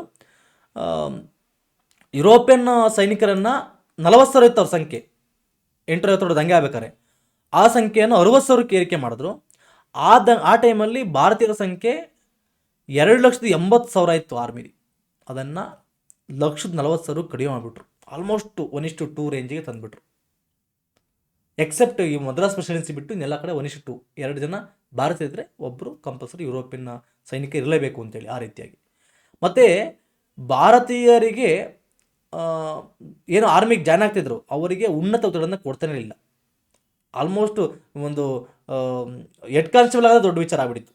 ಅಷ್ಟೇ ಕೊಡ್ತಾ ಇತ್ತು, ಜಾಸ್ತಿ ಕೊಡ್ತಾನೆ, ರ್ಯಾಂಕನ್ನು ಜಾಸ್ತಿ ಕೊಡ್ತಾ ಇರಲಿಲ್ಲ. ಮತ್ತು ಭಾರತೀಯರನ್ನು ಉನ್ನತ ಹುದ್ದೆಗಳಲ್ಲಿ ನೇಮಕ ಮಾಡೋದನ್ನು ಕಡಿಮೆ ಮಾಡ್ಕೊಳ್ತಾ ಹೋದ್ರು. ಮತ್ತು ಇನ್ನೊಂದು ಏನಪ್ಪ ಅಂದರೆ ಆರ್ಟಿಲರಿ ವಿಭಾಗದಲ್ಲಿ ಮಾತ್ರ ಭಾರತೀಯರನ್ನು ನೇಮಕ ಮಾಡ್ಕೊಳ್ಳೇ ಇಲ್ಲ. ಬಿಕಾಸ್ ನಂಬಿಕೆ ಅನರ್ಹರು ಇವರು, ಯಾವ ಬೇಕಾದ್ರೆ ದಂಗೆ ಹೇಳ್ಬೋದು ಅಂತೇಳಿ ಅಂದ್ಕೊಂಡು ನೇಮಕ ಮಾಡ್ತಿರಲಿಲ್ಲ. ಮತ್ತು ಯುದ್ಧ ಸಾಮಗ್ರಿಯನ್ನು ಮೇಲ್ವಿಚಾರಣೆ ಮಾಡುವಂತಹ ಬ್ಯಾರಕ್ಸ್ಗಳಿಗೆ ಭಾರತೀಯರನ್ನು ನೇಮಕ ಮಾಡ್ತಿರಲಿಲ್ಲ. ಅಮ್ಯುನಿಷನ್ಸ್ಗಳನ್ನು ನೋಡ್ಕೊಳ್ಳಿಕ್ಕೆ ಅದರ ಮುಖ್ಯಸ್ಥರನಿಗೆ ಭಾರತೀಯರನ್ನು ನೇಮಕ ಮಾಡೋದನ್ನು ನಿಲ್ಲಿಸಿದ್ರು. ಇಲ್ಲಿಗೆ ಯಾಕೆ ಬೇಕಪ್ಪ, ಕಂಪ್ಲೀಟ್ಲಿ ಅವ್ರ ಕಂಟ್ರೋಲ್ಗೆ ಹೋಗ್ಬಿಡುತ್ತೆ, ಅವ್ರು ಭಾರತೀಯರು ಯಾವ ಬೇಕಾದ್ರೂ ಏನು ದಂಗೆ ಆಗ್ಬೋದು ಅಂತೇಳಿ ಅವರು ಭಾರತೀಯರನ್ನು ದೂರ ಇಡೋ ಕೆಲಸವನ್ನು ಮಾಡ್ತಾಯಿದ್ರು. ಮತ್ತು 1752 ದಂಗೆಯಲ್ಲಿ ಅವರಿಗೆ ಯಾರು ನಿಷ್ಠೆನ ತೋರಿದ್ರು, ಎಸ್ಪೆಷಲಿ ಸಿಖ್ಖರು, ರಜಪೂತರು, ಗೂರ್ಖಾಗಳು, ಮದ್ರಾಸಿಗಳು, ಅವರ ಸಂಖ್ಯೆಯನ್ನು ಆರ್ಮಿಯಲ್ಲಿ ಜಾಸ್ತಿ ಮಾಡ್ತಾ ಹೋದರು.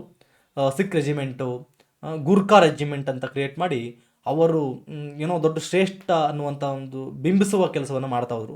ಬೇರೆಯವರೆಲ್ಲ ವೇಸ್ಟ್ ಅನ್ನೋ ಥರ, ಅಂದರೆ ಯಾರೇ ಇವರಿಗೆ ನಿಷ್ಠೆ ತೋರಿದ್ರು ಅವರು ಶ್ರೇಷ್ಠ, ಇವರು ಹಿಲೈಟ್ ಗ್ರೂಪ್ ಅಂತೇಳಿ ಬಿಂಬಿಸ್ತಾ ಹೋದ್ರು. ಅವ್ರಿಗೆ ಹೆಸರು ಒಳ್ಳೆ ದೊಡ್ಡ ಹಂಗೆ ಸಿಖ್ ರೆಜಿಮೆಂಟಲ್ಲಿ ಕೆಲಸ ಮಾಡೋದೇ ಒಂದು ದೊಡ್ಡ ಆಶೀರ್ವಾದ, ಗೂರ್ಖಾ ರೆಜಿಮೆಂಟಲ್ಲಿ ಕೆಲಸ ಮಾಡೋದೇ ಒಂದು ನಮ್ಮ ದೊಡ್ಡ ಇದು ಅನ್ನೋ ಥರ ಕ್ರಿಯೇಟ್ ಮಾಡ್ತಾ ಹೋದ್ರು. ಬಿಕಾಸ್ ಅವರೆಲ್ಲ ತುಂಬ ನಿಷ್ಠೆಯನ್ನು ತೋರಿಸ್ತವ್ರು ಬ್ರಿಟಿಷರಿಗೆ ಆ ಟೈಮಲ್ಲಿ. ಈ ರೆಜಿಮೆಂಟ್ಗಳಲ್ಲಿ ಸೇವೆ ಸಲ್ಲಿಸೋದು ತುಂಬ ಪ್ರತಿಷ್ಠಿತ, ನಮಗೆ ಬಹಳ ಪ್ರೆಸ್ಟೀಜಿಯಸ್ ಅಂತೇಳಿ ಅನ್ಕೋಬೇಕು. ಆ ರೀತಿಯ ಅಂತಹ ಭಾವನೆಯನ್ನು ಆ ಟೈಮಲ್ಲಿ ಕ್ರಿಯೇಟ್ ಮಾಡ್ತಾ ಹೋದ್ರು. ಇಂದಿಗೂ ಸಹ ಅದೇ ಭಾವನೆ ಇದೆ ಸಿಖ್ ರೆಜಿಮೆಂಟ್ಗಳಲ್ಲಿ ಮತ್ತು ಗೂರ್ಖಾ ರೆಜಿಮೆಂಟ್ಗಳಲ್ಲಿ. ನಾವು ಕೆಲಸ ಮಾಡೋದು ಏನೋ ದೊಡ್ಡ ಶ್ರೇಷ್ಠ ಅನ್ನೋ ಥರ ಭಾವನೆ ಇವತ್ತು ಕೂಡ ಇದೆ. ಬ್ರಿಟಿಷರ ಮೈಂಡ್ಸೆಟ್ ಕೂಡ ಇವತ್ತು ಕೂಡ ನಾವು ಅದನ್ನು ಕ್ಯಾರಿ ಮಾಡ್ಕೊತ ಬಂದಿದ್ವಿ. ಅನ್ಫಾರ್ಚುನೇಟ್ಲಿ ಏನು ಮಾಡಿಬಿಟ್ರು, ಸೈನ್ಯ ಅಂದರೆ ಎಲ್ಲ ಒಂದೇ, ಸೈನ್ಯ ಅಂದರೆ ಎಲ್ಲ ಒಂದೇ, ಆದರೆ ಇಲ್ಲೇ ಅವರು ಸಿಖ್ ರೆಜಿಮೆಂಟು, ಗೂರ್ಖಾ ರೆಜಿಮೆಂಟು ಅಂತ ಕ್ರಿಯೇಟ್ ಮಾಡಲಾಯಿತು ಅಷ್ಟೇ. ಈ ರೀತಿಯಾಗಿ ಸೈನ್ಯದಲ್ಲಿಯೇ ವಿವಿಧ ಜಾತಿಗಳ ನಡುವೆ ತಾರತಮ್ಯಗಳನ್ನು ಸೃಷ್ಟಿ ಮಾಡುವ ಕೆಲಸವನ್ನು ಅವರು ಮಾಡ್ತಾ ಹೋದರು. ಸಿಖ್ ರೆಜಿಮೆಂಟು, ಗೂರ್ಖಾ ರೈಫಲ್ಸ್ಗಳಂದ್ರೆ ಏನೋ ದೊಡ್ಡ ಶ್ರೇಷ್ಠ, ಈ ಲೈಟು ಇಲ್ಲಿಗೆ ಸಿರೋದೇ ಒಂದು ದೊಡ್ಡ ಅದೃಷ್ಟ ಅನ್ನೋ ಥರ ಕ್ರಿಯೇಟ್ ಮಾಡಿದ್ರು ಆ ಟೈಮಲ್ಲಿ ಬ್ರಿಟಿಷರು. ಬಿಕಾಸ್ ಇವರೆಲ್ಲರೂ ಕೂಡ ಬ್ರಿಟಿಷರಿಗೆ ಭಾಳ ವಿಧೇಯತೆಯಿಂದ ತೋರಿಸ್ತವ್ರು. ಏನು 1757 ದಂಗೆಯಲ್ಲಿ ದಂಗೆ ನಂತರವಾಗಿ ಹಲವಾರು ಬದಲಾವಣೆಗಳಾಗ್ತಾ ಹೋದವು. ಆ ಟೈಮಲ್ಲಿ 2 ರೀತಿಯ ಆರ್ಮಿ, ಬ್ರಿಟಿಷ್ ಆರ್ಮಿ ಮೇಂಟೈನ್ ಆಗ್ತಾ ಇತ್ತು. ಒಂದು ಬ್ರಿಟಿಷ್ ಈಸ್ಟ್ ಇಂಡಿಯಾ ಕಂಪನಿಯ ಆರ್ಮಿ ಅಂತ ಒಂದಿತ್ತು. ಇನ್ನೊಂದು ಏನಪ್ಪ ಅಂದರೆ ರಾಣಿಯ ಆರ್ಮಿ ಅಂತ, ರಾಣಿಯ ಒಂದು ನೇರಿಂದ ಆಳ್ವಿಕೆಯಿಂದ ಒಳಪಟ್ಟದ್ದು ರಾಣಿ ಆರ್ಮಿ ಅಂತೇಳಿ. ಈ ಈಸ್ಟ್ ಇಂಡಿಯಾ ಕಂಪನಿಯ ಆರ್ಮಿ ಏನಿತ್ತು, ಅವರು ಹಿಂದೆ ಈ ಹೊರಗಡೆ ಎಲ್ಲ ಬಂದು ಡ್ಯೂಟಿ ಮಾಡಿದಾಗ ಏನು ನಾವು ಟ್ರಾವೆಲಿಂಗ್ ಅಲವೆನ್ಸ್ ತೊಗೋತೀವಲ್ಲ, ಹಂಗೆ ಬಟ್ಟ ಅಂತೇಳಿ ತಗೋತಾ ಇದ್ರು. ಬಟ್ಟ ಅಂತೇಳಿ ಆ ಬಟ್ಟೆ ತಗೊಂಡಾಗ ಯಾವಾಗ 857 ದಂಗೆ ನಂತರವಾಗಿ 858ರಲ್ಲಿ ಕಂಪ್ಲೀಟ್ ಈಸ್ಟ್ ಇಂಡಿಯಾ ಕಂಪನಿನ ರದ್ದು ಮಾಡಿ ಏನು ಬ್ರಿಟನ್ ರಾಣಿಗೆ ಅಧಿಕಾರವನ್ನು ಹಸ್ತಾಂತರ ಮಾಡಲಾಯಿತು, ಆಗ ಇಲ್ಲೂ ಕೂಡ ಆರ್ಮಿಯನ್ನು ಕೂಡ ಒಂದು ಮಾಡುವಂಥ ಕೆಲಸವನ್ನು ಮಾಡಲಾಗ್ತಾ ಇತ್ತು. ಏನು ಬ್ರಿಟನ್ ರಾಣಿಯ ಆರ್ಮಿ ಇತ್ತು, ಆ ಆರ್ಮಿಗೆ ಈಸ್ಟ್ ಇಂಡಿಯಾ ಕಂಪನಿಯ ಆರ್ಮಿಯ ಅವರನ್ನು ಕೂಡ ಅಮಾಲ್ಗಮೇಷನ್, ಎರಡನ್ನು ಮರ್ಜ್ ಮಾಡುವ ಕೆಲಸವನ್ನು ಆಯಿತು. ಯಾಗ ಈಸ್ಟ್ ಇಂಡಿಯಾ ಕಂಪನಿ ಅಂಡರ್ಲಿ ಕೆಲಸ ಮಾಡ್ತಾ ಇರಬೇಕಾದ್ರೆ ಅವರು ಬಟ್ಟ ಹೊರಗಡೆ ಕೆಲಸ ಮಾಡಿದ್ರೆ ಹೊಸ ಅಲವೆನ್ಸ್ಗಳನ್ನು ಕೊಡ್ತಾ ಇದ್ರು. ಯಾವಾಗ ಈಗ ಮರ್ಜ್ ಆಯ್ತಲ್ವ, ರಾಣಿ ಆರ್ಮಿಗೆ ಮರ್ಜ್ ಆದಾಗ ಅವರಿಗೆ ಆ ಹೆಚ್ಚುವರಿ ಭತ್ತೇನಿತ್ತು, ಬಟ್ಟ ಅನ್ನುವಂಥ ಒಂದು ಹೆಚ್ಚುವರಿ ಭತ್ತೇನಿತ್ತು, ಅದನ್ನು ನಿಲ್ಲಿಸಲಾಯಿತು. ಆಗೇನು ಮಾಡಿದ್ರು, 1859ರಲ್ಲಿ ಈಸ್ಟ್ ಇಂಡಿಯಾ ಕಂಪನಿ ಹಿಂದೆ ಈಸ್ಟ್ ಇಂಡಿಯಾ ಕಂಪನಿಯ ಕೆಳಗಡೆ ಇದ್ದಂತಹ ಅಲವೆನ್ಸನ್ನು ತಗೊತಿದ್ರಲ್ಲ, ಅವ್ರೇನು ಮಾಡಿಬಿಟ್ರು, ದಂಗೆ ಹೇಳಿದ್ರು. ಬ್ರಿಟಿಷರ ವಿರುದ್ಧವಾಗಿ ಅವರ ವಿರುದ್ಧವಾಗಿ ಅವರು ದಂಗೆ ಎತ್ಕೊಂಡ್ರು, ಅಲವೆನ್ಸ್ ನಮಗೆ ಕೊಡಬೇಕು ಅಂತೇಳಿ. ಅದೇ ಈ ವೈಟ್ ಮ್ಯೂಟಿನಿ ಅಂತ 1859ರಲ್ಲಿ ಬಿಳಿ ದಂಗೆ ಅಂತ ಕರಿತೀವಿ, ಬಿಳಿಯರ ದಂಗೆ ಅಂತ ಕರಿತೀವಿ. ಅವರೇ ಬ್ರಿಟನ್ ಆರ್ಮಿಯವರೇ ಈಸ್ಟ್ ಇಂಡಿಯಾ ಕಂಪನಿ ಅಂಡರಲ್ಲಿ ಕೆಲಸ ಮಾಡ್ತಿದ್ರು, ಬಟ್ಟ ತಗೋತಾ ಇದ್ರು, ಹೆಚ್ಚುವರಿ ಭತ್ಯೆಯನ್ನು ಪಡಿತಾ ಇದ್ರು. ಯಾವಾಗ ಬ್ರಿಟನ್ ರಾಣಿಗೆ ಸಂಪೂರ್ಣ ಅಧಿಕಾರ ವರ್ಗಾವಣೆ ಆಯಿತು, ಈಸ್ಟ್ ಇಂಡಿಯಾ ಕಂಪನಿ ರದ್ದಾಯಿತು, ಹಂಗಾಗಿ ಈಸ್ಟ್ ಇಂಡಿಯಾ ಕಂಪನಿಯ ಆರ್ಮಿ ಏನಿತ್ತು ಅದು ರಾಣಿಯ ಆರ್ಮಿಯಾಗಿ ಬದಲಾವಣೆ ಆದಮೇಲೆ ಆ ಬಟ್ಟ ಹೊಸ ಒಂದು ಹೆಚ್ಚುವರಿ ಭತ್ಯೆ ರದ್ದಾಯಿತು. ಹಂಗಾಗಿ ಅವರೊಂದು ರಚ್ಚಿಗೆದ್ದು, ನಮ್ಮ ಸಂಬಳ ಕಡಿಮೆ ಆಯ್ತು ರಚ್ಚಿಗೆದ್ಬಿಟ್ಟು ಅವರು ರಚ್ಚಿಗೆದ್ರು. ಅದು ಬಿಳಿ ದಂಗೆ ಅಂತ ಕರಿತೇವೆ. ಇದು ಕೂಡ ಬಹಳ important, exam point of view ಕೇಳ್ತಾರೆ, ಯಾಕೆ ಬಿಳಿ ದಂಗೆ ಆಯಿತು ಅಂತೇಳಿ. ನಂತರವಾಗಿ ಇಂಡಿಯನ್ ಕೌನ್ಸಿಲ್ ಆ್ಯಕ್ಟು 1861 ಬಂದಿರುವಂಥದ್ದು, 1761 ಭಾರತೀಯ ಮಂಡಳಿ ಕಾಯ್ದೆ ಅಂತ. ಈ ಕಾಯ್ದೆಯಲ್ಲಿ ಏನು ಮಾಡಲಾಯ್ತಪ್ಪ ಅಂದರೆ, ಬಾಂಬೆ, ಮದ್ರಾಸು, ಕಲ್ಕತ್ತಾಗಳಲ್ಲಿ ಲೆಜಿಸ್ಲೇಟಿವ್ ಕೌನ್ಸಿಲ್ಗಳಲ್ಲಿ ಭಾರತೀಯ ನಾಮನಿರ್ದೇಶನಕ್ಕೋಸ್ಕರ ಅಧಿಕೃತೇತರ ಸದಸ್ಯರು ಅಂತೇಳಿ ನೇಮಕ ಮಾಡಲಾಗ್ತಾ ಇತ್ತು. ಈ ಒಂದು ಕಾಯ್ದೆಯ ಮುಖಾಂತರವಾಗಿ ಅಂದರೆ ಭಾರತೀಯರಿಗೂ ಕೂಡ ಅಲ್ಲಿ ಎಂಟ್ರಿಯನ್ನು ಕೊಡುವಂಥ ಕೆಲಸ ಆಗ್ತಾ ಹೋಯಿತು. ಆಡಳಿತದಲ್ಲಿ ಭಾರತೀಯರನ್ನು ಕೂಡ ಸೇರಿಸಿಕೊಳ್ಳಿಸುವಂಥ ಕೆಲಸ ಕೂಡ ಇಲ್ಲಿ ಆಗ್ತಾ ಹೋಯಿತು. ಅಂದರೆ ಏನು ಇಷ್ಟು ಅವರಿಗೆ ಬೇಕಾದ್ರೆ ತಗೋತಾ ಇದ್ರು. ಅವರು ಯಾರು ಬ್ರಿಟಿಷರಿಗೆ ವಿಧೇಯತೆಯನ್ನು ತೋರಿಸುವಂತಹ ಏನು ಶ್ರೀಮಂತರು ಇರ್ತಾ ಇದ್ರು, ಶ್ರೀಮಂತರು, ಜಮೀನ್ದಾರಗಳು, ಅಂತರನ್ನೇ ಬುದ್ಧಿವಂತರು, ಎಜುಕೇಟೆಡ್ ಪೀಪಲ್ಸ್ಗಳನ್ನೇ ತಗೋತಾ ಇದ್ರು ಒಳಗಡೆ. ಅಲ್ಲಿಗೆ ಏನು ವಿರುದ್ಧವಾಗಿ ಮಾತಾಡೋರು ಯಾರನ್ನು ಕೂಡ ಒಳಗೆ ತಗೋತಾ ಇರಲಿಲ್ಲ. ಅವರು ಭಾರತೀಯರನ್ನ ಅವಕಾಶ ಮಾಡಕ್ಕೆ ಕೊಟ್ಟರು ಕೂಡ, ಒಳಗಡೆ ಬರ್ಲಿಕ್ಕೆ ಅವಕಾಶ ಮಾಡಿ ಬಂದರೂ ಕೂಡ ಅಪೋಸ್ ಮಾಡೋರು ಯಾರನ್ನು ತಗೊಳ್ಳಿಲ್ಲ. ಅವರು ಅವ್ರಿಗೆ ಬೇಕಾದ್ರೆ ಯಾರು ಅವರಿಗೆ ಭಾಳ ಲಾಯಲ್ ಆಗಿರ್ತಾರೆ ಅವ್ರನ್ನ ಮಾತ್ರ ತಗೊಂಡ್ರು. ಮತ್ತು ಈ ಒಂದು ಕಾಯ್ದೆಯಲ್ಲಿ 861 ಕಾಯ್ದೆಯಲ್ಲಿ ಮೊಟ್ಟ ಮೊದಲ ಬಾರಿಗೆ ಕ್ಯಾನಿಂಗು ಪೋರ್ಟ್ಫೋಲಿಯೋ ಸಿಸ್ಟಮ್ ಅನ್ನು ಜಾರಿ ತರ್ತಾನೆ. ಅಂದರೆ ಇದು ಕ್ಯಾಬಿನೆಟ್ ಗೌರ್ಮೆಂಟ್ ಅನ್ನು ಅಡಿಪಾಯ ಅಂತ ಕರಿತೇವೆ.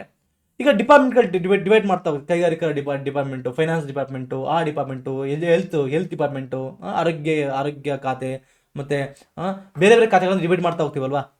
ಅದೇ ರೀತಿ ಖಾತೆಗಳನ್ನು ಡಿವೈಡ್ ಮಾಡುವಂಥ ಸಿಸ್ಟಮ್ನೇ ಪೋರ್ಟ್ಫೋಲಿಯೋ ಸಿಸ್ಟಮ್ ಅಂತ ಕರಿತೀವಿ. ಅದನ್ನು ಮೊಟ್ಟ ಮೊದಲಿಗೆ ತರಲಾಯಿತು.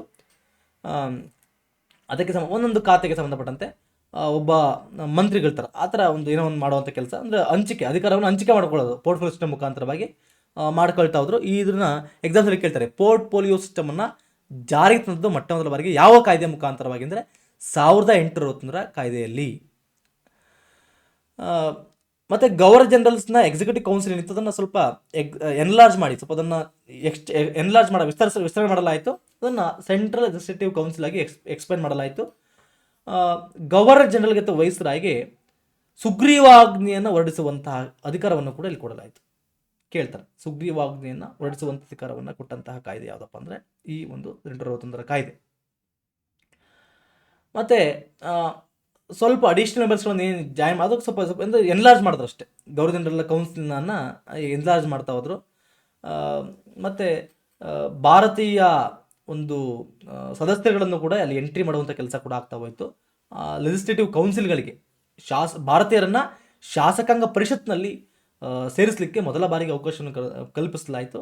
ಯಾರ್ಯಾರು ಭಾರತೀಯರು ಎಂಟ್ರ್ ಆದ್ರಲ್ಲ ಅವ್ರು ಯಾರೂ ಕೂಡ ಎಲ್ಲರೂ ಕೂಡ ಆಲ್ಮೋಸ್ಟು ಬ್ರಿಟಿಷರಿಗೆ ತುಂಬ ವಿಧೇಯತೆಯನ್ನು ತೋರಿದವರು, ಅಂಥವ್ರನ್ನ ಮಾತ್ರ ತಗೊಂಡ್ರು. ಹಂಗಾಗಿ ಅಂಥದ್ದು ಎಫೆಕ್ಟ್ ಏನಾಗಲಿಲ್ಲ. ಭಾರತೀಯರು ಎಂಟ್ರಿ ಆದರು, ಬಟ್ ಅದ್ರ ಎಫೆಕ್ಟ್ ಏನಾಗಲಿಲ್ಲ. ಏನೇ ಎಂಟ್ರಿ ಆದರೂ ಕೂಡ ಅಂತಹ ಅಧಿಕಾರನೇ ಇಲ್ಲ ಇಲ್ಲಿ ವೈಸ್ರಾಯ್ಗೆ ಅಷ್ಟು ಅಧಿಕಾರ ಇಲ್ಲ. ಕಂಪ್ಲೀಟ್ ಸೆಕ್ರೆಟರಿಗೆ ಅಧಿಕಾರ ಕೊಡಲಾಗಿದೆ ಅಲ್ಲಿ ಇಂಗ್ಲೆಂಡಲ್ಲಿ. ಹಂಗಾಗಿ ಏನೇ ಹೇಳಿದ್ರು ಕೂಡ ಏನು ಉಪಯೋಗ ಇಲ್ಲ. ಮತ್ತು ಇಲ್ಲಿ ಏನೇ ಚರ್ಚೆ ಆದರೂ ಕೂಡ ಯಾವುದೇ ಒಂದು ಪ್ರಮುಖ ವಿಚಾರಗಳು ಯಾವುದನ್ನು ಚರ್ಚೆ ಮಾಡಲಿಕ್ಕೆ ಅವಕಾಶಗಳೇ ಇರಲಿಲ್ಲ ಕರೆಕ್ಟಾಗಿ. ಬಜೆಟನ್ನು ಅಷ್ಟೇ, ಬಜೆಟ್ಗೆ ಸಂಬಂಧಪಟ್ಟಂತೆ ಯಾವುದೇ ನಿಯಂತ್ರಣನೇ ಇಲ್ಲ. ಈ ಕಡೆ ವೈಸ್ರಾಯ್ಗೆ ಇಲ್ಲ, ಅದು ಕಂಪ್ಲೀಟ್ಲಿ ಸೆಕ್ರೆಟರಿ ನೋಡ್ಕೊಳ್ತಾನೆ. ಆದ್ದರಿಂದ ಏನೇ ವೈಸ್ರಾಯಿ ಸ್ವಲ್ಪ ಅಪ್ರೂವಲ್ ಮಾಡ್ಕೊಂಡು ಕಳಿಸ್ತಾ ಇದ್ದ, ಅಲ್ಲಿ ಸೆಕ್ರೆಟರಿ ಬೇಕಾದಂಗೆ ನೋಡ್ಕೊಂಡು ಚೇಂಜ್ ಮಾಡ್ಕೊಳ್ತಾ ಇದ್ದ. ಹಾಗಾಗಿ ಅಂಥ ಅಧಿಕಾರಗಳೇನು ಇರಲಿಲ್ಲ ಇಲ್ಲಿ. ಹಂಗಾಗಿ ಈ ಏನು ಶಾಸಕಾಂಗ ಪರಿಷತ್ನಲ್ಲಿ ಏನು ಭಾರತೀಯ ಸೇರಿಕೊಂಡ್ರು ಇವೆಲ್ಲರೂ ಕೂಡ ಗಣ್ಯ ವಿಭಾಗದ ಮುಖ್ಯ ಸದಸ್ಯರು ಅಂತ ಕರಿತೀವಿ. ಎಲ್ಲ ಬ್ರಿಟಿಷರಿಗೆ ವಿಧೇಯತೆಯನ್ನು ತೋರಿದವ್ರೆ. ವಿಲೈಟ್ ಸೆಕ್ಷನ್ಸ್ಗಳು ಬ್ರಿಟಿಷರಿಗೆ ಕಂಪ್ಲೀಟ್ಲಿ ವಿಧೇಯತೆಯಿಂದ ಇರುವಂತಹ ಮೆಂಬರ್ಸ್ಗಳು. ಮತ್ತು ಲೆಜಿಸ್ಲೇಟಿವ್ ಕೌನ್ಸಿಲ್ಗಳನ್ನು ಎಸ್ಟಾಬ್ಲಿಷ್ ಮಾಡಲಾಯಿತು ಬಾಂಬೆ ಮತ್ತು ಮದ್ರಾಸ್ಗಳಲ್ಲಿ. ಅದೆಲ್ಲ ಗೊತ್ತಿರಿ, just exam point of view, not that much important. ಇಷ್ಟು ಸುಮ್ಮನೆ ಮಾಹಿತಿ ಅಷ್ಟೇ ನಿಮಗೆ. ಅದರಿಂದ ಭಾರತೀಯರಿಗೂ ಕೂಡ ಕಾನೂನು ರಚನೆ ಪ್ರಕ್ರಿಯೆಯಲ್ಲಿ ಭಾಗಿಯಾಗಲಿಕ್ಕೆ ಭಾರತೀಯರನ್ನು ಅವಕಾಶ ಮಾಡಿಕೊಟ್ಟಂತಹ ಕಾಯ್ದೆ ಇದು 1861 ಇಂಡಿಯನ್ ಕೌನ್ಸಿಲ್ ಕಾಯ್ದೆ. ಇದಕ್ಕೆ ಸಂಬಂಧಪಟ್ಟ ಕೆಲವು ಪ್ರಶ್ನೆಗಳನ್ನು ನೋಡ್ಕೊಳ್ತಾವಣ. ಭಾರತದ ಆಡಳಿತದಲ್ಲಿ ಪ್ರಾತಿನಿಧಿಕ ಮತ್ತು ಜನಪ್ರಿಯ ಅಂಶವನ್ನು ಪರಿಚಯಿಸುವಂತಹ ಮೊದಲ ಪ್ರಯತ್ನವನ್ನು ಮಾಡಲಾಗಿದ್ದು ಯಾವಾಗಪ್ಪ ಅಂದರೆ ಈ ಒಂದು 861 ಕಾಯ್ದೆಯಲ್ಲಿ.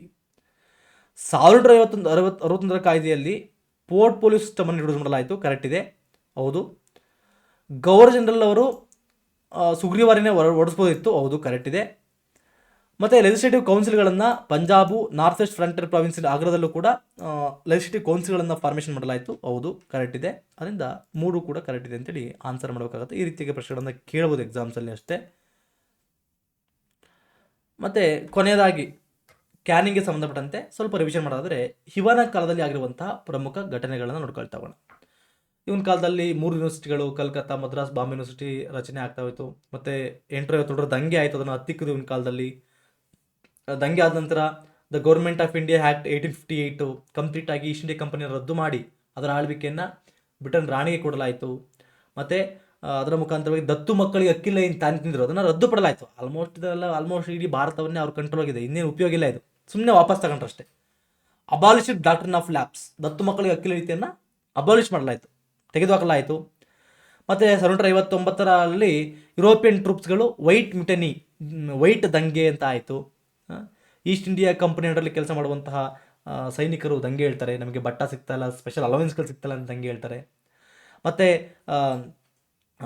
1757 ಸಿಪಾಯಿ ದಂಗೆಯನ್ನು ತತ್ಕ್ಷಣ ಹಿಂಬರಿಸಿದ ದಂಗೆ ಯಾವುದಪ್ಪ ಅಂದರೆ ಬಂಗಾಳದ ನೀಲಿ ಬೆಳೆಗಾರರ ದಂಗೆ, ಇಂಡಿಗೋ ರಿವೋಲ್ಟ್ ಅಂತ ಕರಿತೇವೆ. ಮೊಟ್ಟ ಮೊದಲ ರೈತರ ದಂಗೆ ಅಂತ ಕರಿತೇವೆ. ಇದ್ರ ಬಗ್ಗೆ ಚರ್ಚೆ ಮಾಡಿದ್ದೀನಿ ಆಲ್ರೆಡಿ ಡೀಟೇಲ್ಡಾಗಿ, you can go through that. ಮೊದಲ ಬಾರಿಗೆ ಬಜೆಟ್ ಅನ್ನುವ ಕಾನ್ಸೆಪ್ಟನ್ನು ಪರಿಚಯ ಮಾಡಲಾಯಿತು. ಮೊಟ್ಟ ಮೊದಲ ಬಾರಿಗೆ ಬಜೆಟನ್ನು ಭಾರತದ ಬಜೆಟನ್ನು ಕ್ರಿಯೇಟ್ ಮಾಡಿದ್ದಾರಪ್ಪ ಅಂದರೆ 18 ಫೆಬ್ರವರಿ 1760ರಂದು ಸ್ಕಾಟ್ಸ್ಮನ್ ಜೇಮ್ಸ್ ವಿಲ್ಸನ್ ಅಂತ ರಚನೆ ಮಾಡ್ತಾರೆ. ಮೊದಲ ಬಾರಿಗೆ ಭಾರತದ ಬಜೆಟನ್ನು ರಚನೆ ಮಾಡಿದ್ದು. ಆದರೆ ಇದು ಭಾರತದ ಮೊದಲ ಬಾರಿಗೆ ಬಜೆಟನ್ನು ರಚನೆ ಮಾಡಿತ್ತು. ಆದರೆ ಭಾರತದ ಸ್ವತಂತ್ರ ಬಂದ ನಂತರ ಮೊಟ್ಟ ಮೊದಲ ಬಜೆಟನ್ನು ಯಾರು ಮಂಡನೆ ಮಾಡಿದ್ದಪ್ಪ ಅಂದರೆ 26 ನವೆಂಬರ್ 1947ರಂದು R.K. ಷಣ್ಮುಖಂ ಚೆಟ್ಟಿ ಅವರು ಮೊದಲ ಬಾರಿಗೆ ಸ್ವತಂತ್ರ ಭಾರತದ ಮೊದಲ ಕೇಂದ್ರ ಬಜೆಟನ್ನು ಮಂಡನೆ ಮಾಡ್ತಾರೆ. ಸ್ವತಂತ್ರ ಭಾರತದ ಮೊದಲ ಕೇಂದ್ರ ಬಜೆಟ್ ಅಂದರೆ R.K. ಷಣ್ಮುಖಂ ಚೆಟ್ಟಿ. ಮೊದಲ ಬಾರಿಗೆ ಬಜೆಟ್ ಕಾನ್ಸೆಪ್ಟ್ ಸ್ಟಾರ್ಟ್ ಆಗಿದ್ದು ಅವಾಗ ಮಂಡನೆ ಮಾಡಿದ್ದಾರಪ್ಪ ಅಂದರೆ ಸ್ಕಾಟ್ಸ್ಮನ್ ಜೇಮ್ಸ್ ವಿಲ್ಸನ್. ಇದು exam point of view important ಆಗ್ತದೆ, ಗೊತ್ತಿರಲಿ. ಮತ್ತು ಇವನ ಕಾಲದಲ್ಲಿ IPC ಕೋಡ್ಗಳನ್ನು ಏನು ಭಾರತೀಯ ದಂಡ ಸಂಹಿತೆ, ಇವಾಗೇನು ಭಾರತೀಯ ನ್ಯಾಯ ಸಂಹಿತೆ ಆಗಿದೆ, BNS ಆಗಿದೆ ಇವಾಗ, ಅದನ್ನು ಮೊದಲ ಬಾರಿಗೆ ಜಾರಿ ಆಯಿತು. ನಂತರ ಏನು 1733ರಲ್ಲಿ ಮೆಕಾಲೆ ನೇತೃತ್ವದಲ್ಲಿ ಒಂದು ಕಾನೂನು ತಜ್ಞರಲ್ಲಿ ನೇತೃತ್ವದಲ್ಲಿ ಆಗಿತ್ತು. ಅದು ಅವರೆಲ್ಲ ಮಾಡಿದ್ದು IPC ಸೆಕ್ಷನ್ಗಳನ್ನು ತಂದಿದ್ದು, ಕ್ರಿಮಿನಲ್ ಪ್ರೊಸೀಜರ್ ಕೋಡ್ಗಳನ್ನು ತಂದಿದ್ದು. ಅದನ್ನು ಈಗ ಅದು BNS ಆಗಿದೆ, BNSS ಅಂತಾಗಿ ಮಾಡಿದ್ದಾರೆ. ಅದು ಮೊದಲ ಬಾರಿಗೆ ಜಾರಿಗೆ ತಂತು. ಅದು ಈ ಕಾಲದಲ್ಲಿ ಜಾರಿಗೆ ಬಂತದ್ದು, ಅವಾಗಲೂ ಹಿಂದೆ ಸ್ಟಾರ್ಟ್ ಆಗಿತ್ತು, ಬಟ್ ಇವಾಗ ಜಾರಿಗೆ ಬಂದಿದ್ದದು. ಇದನ್ನು 1762ರಲ್ಲಿ ಅಧಿಕೃತವಾಗಿ ಜಾರಿಗೆ ತರಲಾಯಿತು. ಮತ್ತು ಪ್ರಿನ್ಸ್ಲಿ ಸ್ಟೇಟ್ಸ್ಗಳಿಗೇನು ಅಪ್ಲೈ ಆಗ್ತಿರಲಿಲ್ಲ. ಪ್ರಿನ್ಸ್ಲಿ ಸ್ಟೇಟ್ಸ್ಗಳಿಗೆ ಸಪ್ರೇಟ್ ಅವರದಂತೆ ನ್ಯಾಯಿಕ ಒಂದು ಸಪ್ರೇಟ್ ಇದಿತ್ತು, ಅವರಿಗೆ ಬೇರೆ IPCಗಳಿದ್ವು, ಅವರು ಸಪ್ರೇಟ್ ಹೊಂದಿದ್ದು. ಮತ್ತು ಏಷ್ಯಾಟಿಕ್ ಸೊಸೈಟಿ ಆಫ್ ಇಂಡಿಯಾನ ಸ್ಥಾಪನೆ ಮಾಡಿದ್ದು ಈ ಟೈಮಲ್ಲಿ 1861ರಲ್ಲಿ ಸರ್ ಅಲೆಕ್ಸಾಂಡರ್ ಕನ್ನಿಂಗ್ಹ್ಯಾಮ್ ಅವರು ವೈಸ್ರಾಯ್ ಕ್ಯಾನಿಂಗ್ ಅವರ ಸಹಾಯವನ್ನು ಪಡ್ಕೊಂಡು ಅವರು ಸ್ಥಾಪನೆ ಮಾಡ್ತಾರೆ the Asiatic society of India ಅಂತೇಳಿ. ನಂತರವಾಗಿ ಇದು ಮುಂದೆ ಆರ್ಕಿಯಾಲಜಿಕಲ್ ಸರ್ವೆ ಆಫ್ ಇಂಡಿಯಾಗೆ ಬದಲಾವಣೆ ಆಗುತ್ತೆ. ಯಾವಾಗಪ್ಪ ಅಂದರೆ 1904ರಲ್ಲಿ ಕರ್ಜನ್ ಅವರು ಪ್ರಾಚೀನ ಸ್ಮಾರಕಗಳ ಸಂರಕ್ಷಣಾ ಕಾಯ್ದೆ ಅಂತ ಪಾಸ್ ಮಾಡಿದಾಗ ಅದರ ಅಂಡರಲ್ಲಿ ಪ್ರಾಚೀನ ಸ್ಮಾರಕಗಳನ್ನು ಸಂರಕ್ಷಣೆ ಮಾಡಲಿಕ್ಕೆ ಅಂತೇಳಿ ಒಂದು ಆರ್ಕಿಯಾಲಜಿಕಲ್ ಸರ್ವೆ ಆಫ್ ಇಂಡಿಯಾ, ಭಾರತದ ಪುರಾತತ್ವ ಇಲಾಖೆಯ ಸ್ಥಾಪನೆ ಮಾಡ್ತಾರೆ. ಆ ಇಲಾಖೆ ಯಾವುದೂ ಅಲ್ಲ, ಇದನ್ನೇ ಏಷ್ಯನ್ ಸೊಸೈಟಿ ಆಫ್ ಇಂಡಿಯಾನೇ ಥರ ಮರುನಾಮಕರಣ ಥರ ಮಾಡಿಬಿಟ್ಟು ಭಾರತದ ಪುರಾತತ್ವ ಇಲಾಖೆ ಅಂತ ಸ್ಥಾಪನೆ ಮಾಡಿದ್ದು 1904ರಲ್ಲಿ. ಆ ಒಂದು ಕಾಯ್ದೆ ಮುಖಾಂತರವಾಗಿ ಸ್ಥಾಪನೆ ಮಾಡಿದ್ದು ಅದೇ ಏಷ್ಯನ್ ಸೊಸೈಟಿ ಆಫ್ ಇಂಡಿಯಾನೇ. ಮುಂದೆ ಅದು ಆರ್ಕಿಯಾಲಜಿಕಲ್ ಸರ್ವೆ ಆಫ್ ಇಂಡಿಯಾಗೆ ಬದಲಾವಣೆ ಆಗುತ್ತೆ ಅಂತೇಳಿ. ASIನ ಮೊದಲ ಫಸ್ಟ್ ಡೈರೆಕ್ಟರ್ ಆಗಿ 1904ರಲ್ಲಿ ಸರ್ ಜಾನ್ ಮಾರ್ಷಲ್ ಅವರು ನೇಮಕ ಆಗ್ತಾರೆ. ಇದಕ್ಕೆ ಸಂಬಂಧಪಟ್ಟ ಕೆಲವು ಪ್ರಶ್ನೆಗಳನ್ನು ಕೊಟ್ಟಿದ್ದೀನಿ ನೋಡಿಲಿ. 1757 ದಂಗೆ ಆದ ಸಂದರ್ಭದಲ್ಲಿ ಗವರ್ನರ್ ಜನರಲ್ ಆಫ್ ಇಂಡಿಯಾ ಯಾರಾಗಿದ್ದರು ಅಂತೇಳಿ. ಲಾರ್ಡ್ ಕ್ಯಾನಿಂಗು. ಮೊದಲ ವೈಸ್ರಾಯ್ ಯಾರು ಅಂತ ಕೇಳಿದರೆ, ಭಾರತದ ಮೊದಲ ವೈಸ್ರಾಯ್ ಯಾರಪ್ಪ ಅಂದ್ರೆ ಅವನೇ, ವೈಸ್ರಾಯ್ ಕಮ್ ಗವರ್ನರ್ ಜನರಲ್ ಕೂಡ ಅವನೇ. ಕ್ವೀನ್ ವಿಕ್ಟೋರಿಯಾಸ್ ಪ್ರೊಕ್ಲಮೇಷನನ್ನು ನವೆಂಬರ್ 1, 1758 ಓದಿದ್ದು ಎಲ್ಲಿ ಅಂದರೆ ಅಲಹಾಬಾದಲ್ಲಿ ಓದಿದ್ದು. ಅದನ್ನು ಕೂಡ ಎಕ್ಸಾಮ್ಸಲ್ಲಿ ಕೇಳಿದ್ದಾರೆ ನೋಡಿ, ಕೇಳ್ತಾರೆ ಎಕ್ಸಾಮ್ಸಲ್ಲಿ ಹಿಂಗೆ. ಮತ್ತು ಸ್ವಂತ ಮಗನ ಬದಲಿಗೆ ದತ್ತು ಪಡೆಯುವ ಹಕ್ಕನ್ನು ಪುನಃಸ್ಥಾಪಿಸಲಾಗಿದ್ದು, ಅದನ್ನು ರದ್ದು ಮಾಡಿದ್ದು ಯಾವಾಗಪ್ಪ ಅಂದರೆ ಈ ಕ್ವೀನ್ಸ್ ಅನೌನ್ಸ್ಮೆಂಟ್ ಏನಾಯಿತು ನವೆಂಬರ್ 1 ಅಲ್ಲಿ ರದ್ದು ಮಾಡಿದ್ದು. ಅವರು ಓಪನ್ ಆಗಿ ಹೇಳ್ತಾರೆ, ನಾವು ಅನೆಕ್ಸೇಷನ್ ಪಾಲಿಸಿನ ವಾಪಸ್ ತೊಗೊಳ್ತೇವೆ, ದತ್ತು ಮಕ್ಕಳಿಗೆ ಹಕ್ಕಿಲ್ಲ ಏನು ನೀತಿ ಇತ್ತು ಅದನ್ನು ರದ್ದು ಮಾಡ್ತೇವೆ ಅಂತೇಳಿ ಅನೌನ್ಸ್ ಮಾಡ್ತಾರೆ. ಕ್ವೀನ್ ವಿಕ್ಟೋರಿಯಾ ಭಾರತದ ರಾಣಿಯಾಗಿದ್ದು, ಸಾಮ್ರಾಜ್ಞಿಯಾಗಿದ್ದು ಯಾವಾಗಪ್ಪ ಅಂದರೆ 1758. ವೈಟ್ ಮ್ಯೂಟಿನಿ ಆಗಿದ್ದು, ವೈಟ್ ದಂಗೆ, ಬಿಳಿಯರ ಒಂದು ದಂಗೆ, ಸೈನಿಕರ ದಂಗೆ ಆಗಿದ್ದು ಯಾವಾಗಪ್ಪ ಅಂದರೆ ಯಾರ ಕಾಲದಲ್ಲಪ್ಪ ಅಂದರೆ ಕ್ಯಾನಿಂಗ್ಟನ್ ಸಂದರ್ಭದಲ್ಲಿ, ಅವನು ವಯಸ್ಸಾಗಿದ್ದಾಗ ಆಗಿರುವಂಥ ಒಂದು ದಂಗೆ ಅದು. ಅದ್ರ ಬಗ್ಗೆ ಜಸ್ಟ್ ಗೋ ಥ್ರೂ ದಟ್. ಮತ್ತು ನೆಕ್ಸ್ಟು ಇಂದಿನ ಹಲವಾರು ಪ್ರಶ್ನೆ ಪತ್ರಿಕೆಗಳನ್ನು ನಿಮಗೆ ಇಲ್ಲಿ ಕೊಡ್ತಾ ಹೋಗಿದೆ ನೋಡಿರಿ, you can go through that. ಅದ್ರ ಬಗ್ಗೆ ಚರ್ಚೆಯಲ್ಲಿ ಮಾಡಿದ್ದೀನಿ ಆಲ್ರೆಡಿ, ಜಸ್ಟ್ ಎಕ್ಸ್ಟ್ರಾ ಮಾಹಿತಿ ಅಷ್ಟೇ ನಿಮಗೆ, ಹೆಂಗೆ ಪ್ರಶ್ನೆಗಳು ಬರ್ಬೋದು ಈ ಚಾಪ್ಟರ್ಗೆ ಸಂಬಂಧಪಟ್ಟಂತೆ ಅಂತೇಳಿ ಇಲ್ಲಿ ಕೊಟ್ಟಿದ್ದೀನಿ. ನೀವು ಪಾಸ್ ಮಾಡ್ಕೊಂಡು ಬರ್ಕೋಬೋದು, ಅಥವಾ ನಿಮಗೆ PDF ಗ್ರೂಪಲ್ಲಿ, ಟೆಲಿಗ್ರಾಮ್ ಗ್ರೂಪಲ್ಲಿ ಹಾಕಿರ್ತೀನಿ, you can go through that. Okay, ನೋಡ್ಕೋಬೋದು, ಮತ್ತೇನು ಓದಲಿ ಹೇಳಲಿಕ್ಕೆ ಹೋಗೋದಿಲ್ಲ. ಓಕೆ, ಐ ಹೋಪ್ ನಿಮಗೆ ಅರ್ಥ ಆಗಿದೆ ಅಂದ್ಕೊಂಡಿದ್ದೀನಿ. ನೆಕ್ಸ್ಟ್ ಕ್ಲಾಸಲ್ಲಿ ಹೊಸ ಚಾಪ್ಟರ್ ಜೊತೆಗೆ ಕಂಟಿನ್ಯೂಟಿಯಾಗಿ ಸಿಗ್ತಾ ಹೋಗ್ತೇನೆ. ಯಾರೇನೂ ಸಬ್ಸ್ಕ್ರೈಬ್ ಮಾಡ್ಕೊಳ್ಳಿ. ನಿಮಗೆ ಕ್ಲಾಸ್ ಇಷ್ಟ ಆದರೆ ಲೈಕ್ ಮಾಡಿ, ನಿಮ್ಮ ಸ್ನೇಹಿತರು ಕೂಡ ಶೇರ್ ಮಾಡಿ, ನಿಮಗೇನು ಅನಿಸುತ್ತೆ ಅನ್ನೋ ಕಾಮೆಂಟನ್ನು ಮಾಡಿ ನಮಗೆ ಪ್ರೋತ್ಸಾಹವನ್ನು ಕೊಡಿ. ಇನ್ನೂ ಒಳ್ಳೊಳ್ಳೆ ಕ್ಲಾಸ್ಗಳನ್ನು ತರುವ ಕೆಲಸವನ್ನು ನಿಮಗೆ ಮಾಡ್ತಾ ಹೋಗ್ತೇವೆ. Thank you so much. ಮತ್ತು ನೆಕ್ಸ್ಟ್ ಕ್ಲಾಸಲ್ಲಿ ನಾನು ನಿಮ್ಮ ಜೊತೆಗೆ ಸಿಗ್ತೇನೆ. Thank you.